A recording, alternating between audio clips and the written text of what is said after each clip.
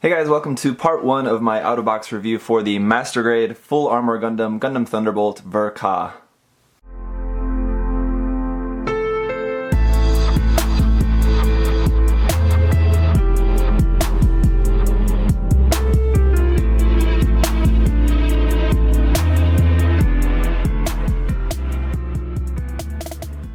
I decided to break this review into 2 parts, basically just because I wanted to keep this review from being too entirely long. So in this first part, I'm just going to focus on the Gundam without all the extra armor. I'm going to talk about some of the articulation and just my kind of general thoughts of the build in general, about the cloth for the piping and things like that. And in the second part of the review, I'll put on all the armor and we'll talk about all that weapons and accessories and all that kind of stuff.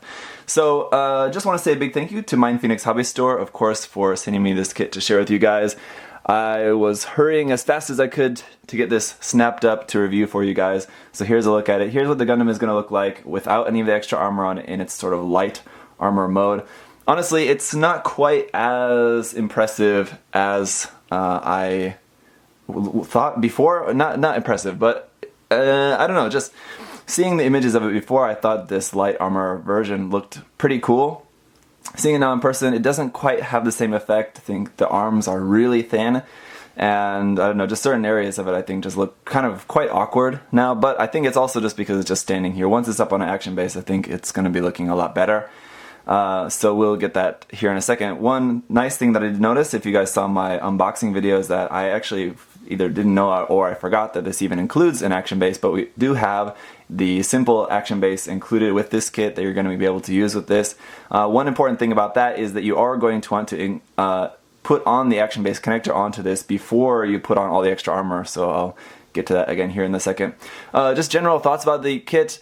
The inner frame is very basic, so if you're the kind of person that likes getting master grades because you like putting together the inner frame, this is not one of that wouldn't be a deciding factor I would recommend for you to get this kit. If you really enjoy inner frames, this is not the kit for you. This inner frame is really quite basic, and you spend probably just as much time putting on like the cloth wrappings that you do actually like putting together the inner frame. So that whole process is not that bad, but there are definitely some pros and cons to that. So let me just first talk a little bit about the articulation here with you guys.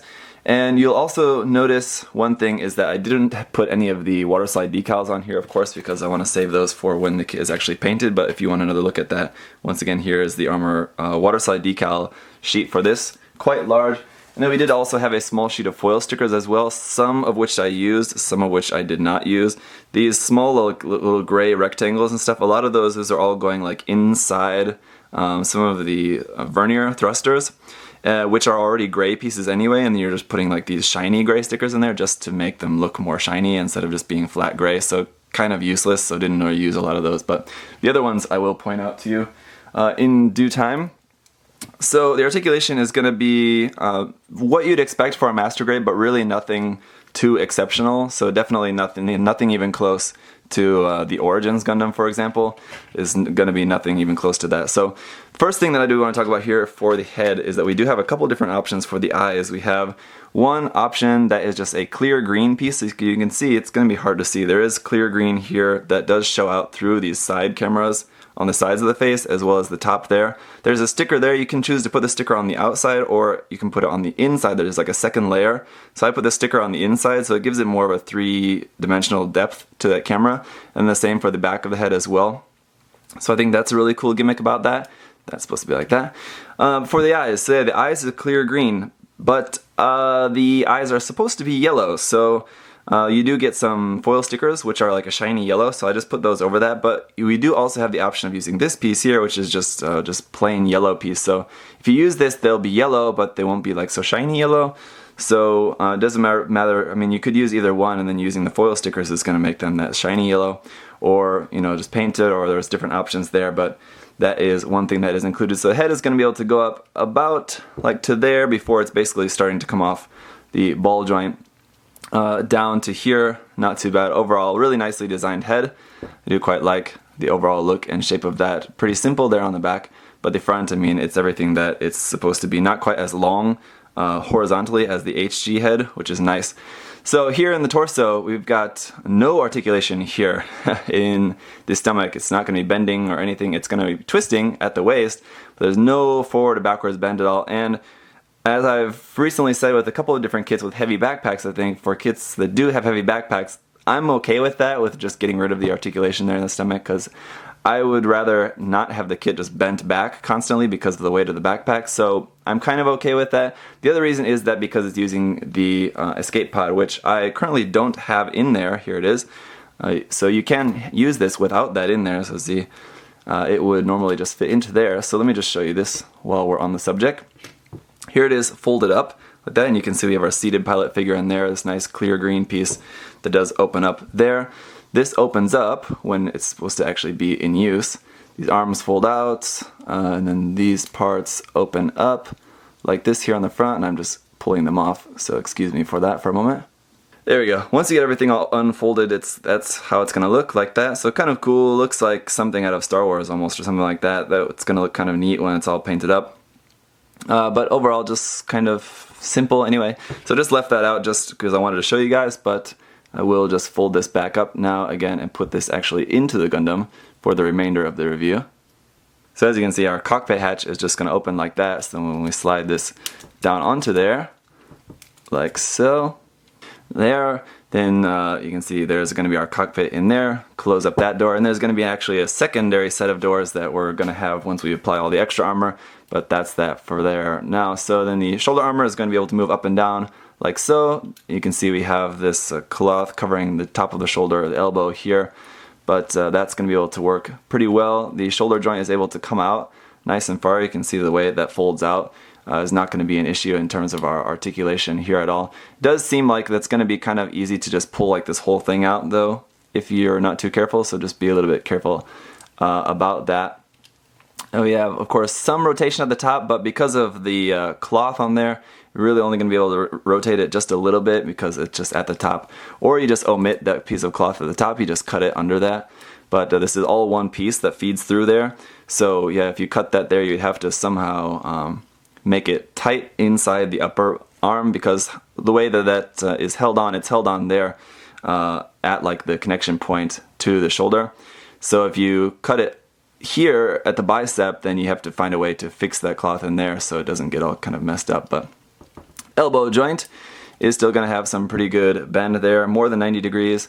But again, I think part of that is held up because of that cloth there as well.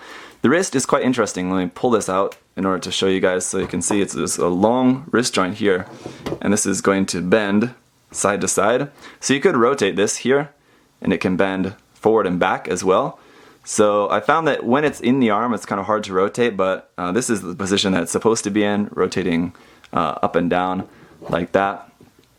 And then the hands, we just have a thumb, which is actually two parts. So we have the main part, and then the tip of the thumb is its own separate part, like that. And then for our hands, we have a few different options. Here I have the closed fists on there, which look a little bit odd. They're kind of like the RG closed fists, where they just look like kind of too flat. Then we also have open hands, which is our set of open fingers. So again, we're just going to swap the fingers on these. So open hands, holding hands for holding like our beam rifles or our weapons. In this case, one of the weapons. And then we also have trigger fingers, the trigger finger for the left and right. So full set of fingers for both the left and right side. So nice that we do have plenty of options there. Then in the skirts, the front skirts are going to work similar to the Origins Gundam, but they're going to move very far nicely out of the way. No problem there for the front and back skirt. The front and back skirts are exactly the same, so those are just mirrored. The backpack here we can talk about is a very simple backpack, but as you can see we have this beam saber handle which is attached onto this small little arm, so we can move that out to sort of take that. It's supposed to just move out like that, and then he just kind of reaches back behind there and pulls that out. It's supposed to be like a last resort, sort of like last emergency weapon he's got there after he's cast off all the extra armor and stuff. And then the side skirts will just move just a little bit up like that. Plenty of space to move there. The legs are going to be able to go out. Again, there is some wrapping on there, so we're not going to get a whole lot of rotation there, but just a little bit. Bend here in the knee.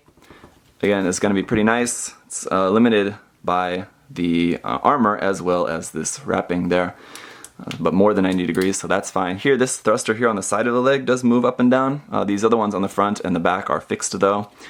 So nice that we have all of those in like molded colors, don't have to do any masking for those, the ones set inside of there. And then the ankle, same thing, nice movement down onto there, forward, and yeah, this is not the first time that's happened either.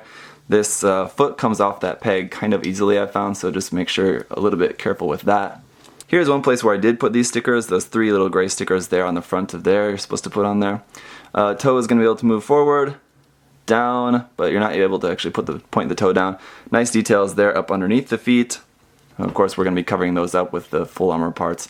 Anyway, so that is most of the articulation, I think, and a few of the basic accessories. Then, of course, we also have this action base. Again, this action base connector, I said you are going to want to put this on before putting all the armor on. This is just going to fit onto here, kind of interestingly, different from most of anything we've had before. It just kind of slips onto there, like onto the underside of this back centerpiece of the waist armor. So that's that. It's kind of attached onto there instead of like directly up underneath the crotch. It's onto like the back of it. So I think that works pretty well. So again, one thing I usually like to point out about when we get the inclusion of these kind of action bases is that it's nice that they're included, but this particular one is not articulated really at all, so that just kind of really is not all that useful. It's good for brick kits, which is definitely what this kit will become once we get all the extra armor onto it.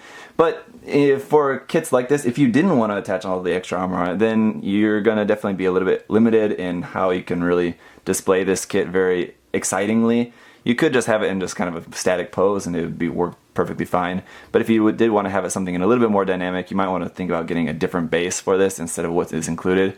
But yeah, again, it's nice that we have it anyway.